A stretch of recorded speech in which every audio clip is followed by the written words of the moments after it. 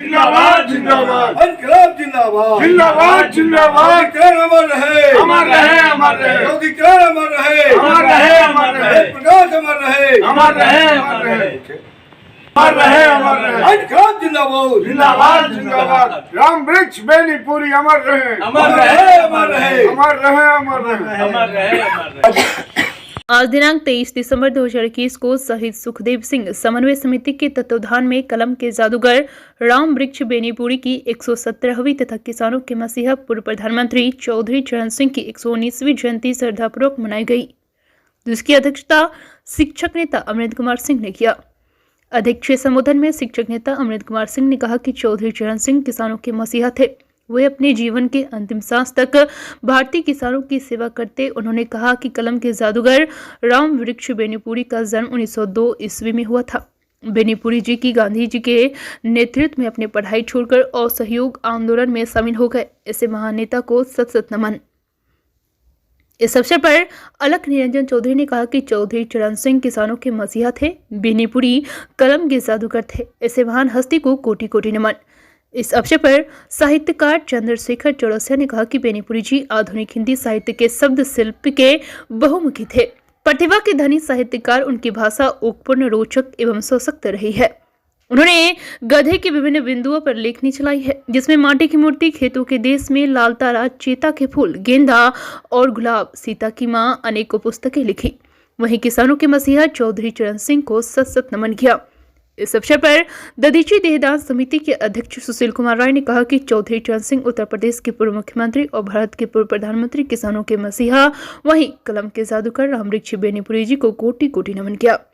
इस अवसर पर महिला सेल की सचिव सुनीता देवी ने कहा कि किसानों के मसीहा चौधरी चरण सिंह किसानों के आंदोलन को देखते हुए महिलाओं ने भी हिस्सा लिया। ऐसे महान किसान नेता को सत सत नमन है। इस अवसर पर राजेंद्र माथुर, वक्ता जीपी सेनानी, ज्ञानचंद्र पाठक, अशोक गुप्ता, नाथू साहू, अंशु कुमार, सोना कुमारी, रीता देवी, सोनी कुमारी, प्रिंशी कुमारी, वेद प्रकाश, अनेकों ने ऐसे महान नेता को सत सत नमन किया। खासकर छोटी बच्ची अनाया कुमारी ने इन महापुरुषों को सत सत नमन किया।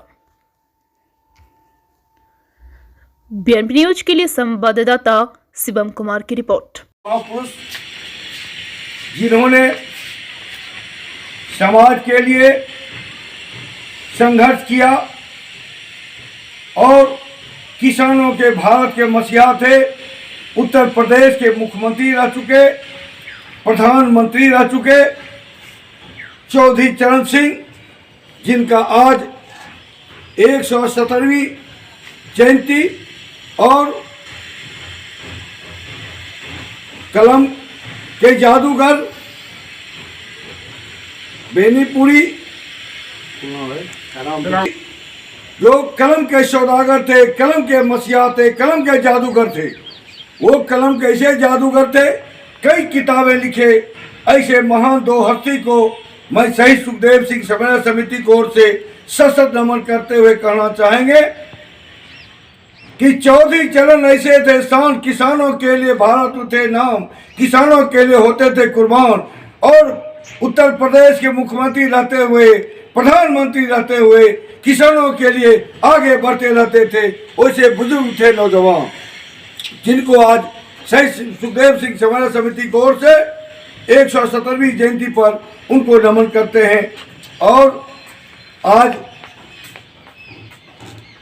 कलम के सौदागर बेनीपुरी, जिन्होंने कलम के माध्यम से हमारे देश का नाम रोशन किया, ऐसे महान योद्धा को मैं सशक्त नमन करते हुए इस अवसर पर मैं चाहूँगा देहदान समिति की ओर से 1 मिनट मात्र अपना विचार रखें। तो रिटायर्ड शिक्षक भी है, कवि भी है, शान। मैं अलग बाबू चाहूँगा कि दोनों पर कुछ दे ज्ञान, तब सुन के हम सब ताली बजाएंगे तो इनको बढ़ेगा काम।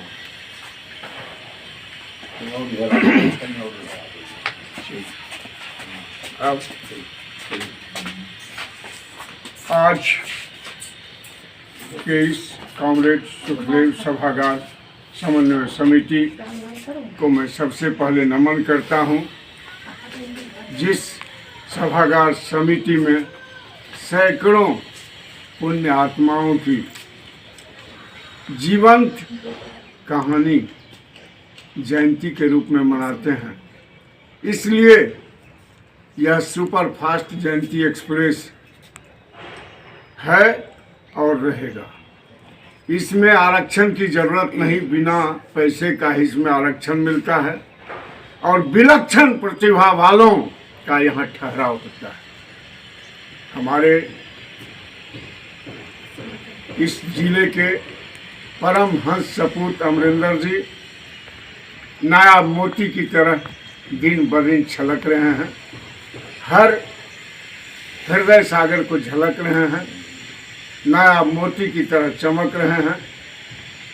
इसीलिए मैं उनको ढेर सारा साधुवाद और धन्यवाद देना चाहूँगा। आपने जब नज़र बदला, न जाने बेगूसराय के बदले करवट अमरेंद्र जी ने बदला, किनारा बेगूसराय को मिला। अमरेंद्र जी न हंस के जीते हैं न रोके जीते हैं, विद्वानों और मसीहाओं और कई महारथियों का होके जीते हैं। सत सत नमन चंदन बंदन वो औरों का करते हैं, खुद उदास उधार भी नहीं, मुस्कुराहट की चक्रवृद्धि ब्याज के साथ जीते हैं। बेगूसराय की वो हस्ती हैं जिसकी मस्ती कभी कम न हो। ये वर्तमान हमारे सगा भाई कहूँ, इष्ट कहूँ या मित्र कहूँ, इष्ट ऊपर में होते हैं जिनको हर बात हम नहीं बताते, मगर मित्र इष्ट से कम नहीं होते। जिसमें दम होता है खुशियों से ज़्यादा गम में पास आते हैं, जख्मों पर आंसू गिराते हैं, होठों पर मुस्कान उठाते हैं। मैं अपने करीबी पाठक जी ज्ञान चंद्र पाठक, ज्ञान के चंद्र ऐसा है, ज्ञान तो पहले ही था, चंद्रमा की तरह चमक झलक भी है और वेद पोथी शास्त्रों की अलग महक भी है। ज्ञान चंद्र आज के इस कार्यक्रम में हमारे अध्यक्ष अमरिंदर बाबू जी, हमारे साहित्यकार रिटायर्ड शिक्षक अलख निरंजन बाबू जी, हमारे मास्टर साहब जी और जितने भी लोग आए हुए हैं, जिनको जानते हैं जिनको ना जानते हैं, तमाम लोग को सशक्त नमन करते हुए इतना ही हम बोलेंगे कि चौधरी चरण सिंह जी एक गरीब परिवार के पुत्र थे और इतने साहस था उनमें, इतना आत्मशक्ति था उनमें, काम करने की उनका जो तरीका था, भारत के जितने किसान थे उनके योजना से, उनके कार्य से बहुत प्रसन्न हुआ करते थे और इतना प्रसन्न थे कि सबसे पहले उनको यूपी का मुख्यमंत्री का उपाधि दिया गया। यूपी के मुख्यमंत्री कुछ दिन रहे, उसके बाद भारत में भी लोग इतना उनको चाहने लगे जो फिर उनको भारत का प्रधानमंत्री का रहे तो कुछ ही समय प्रधानमंत्री, लेकिन देखिए उनकी क्वालिटी, उनका ढंग। आज प्रधानमंत्री होते हैं तो सबसे पहले वो अपने कुर्सी पर विराजमान होते हैं, तुरंत अपने कुर्सी पर, लेकिन जब तक रहे ये कुर्सी पर विराजमान नहीं हुए, लोकसभा नहीं जाते थे।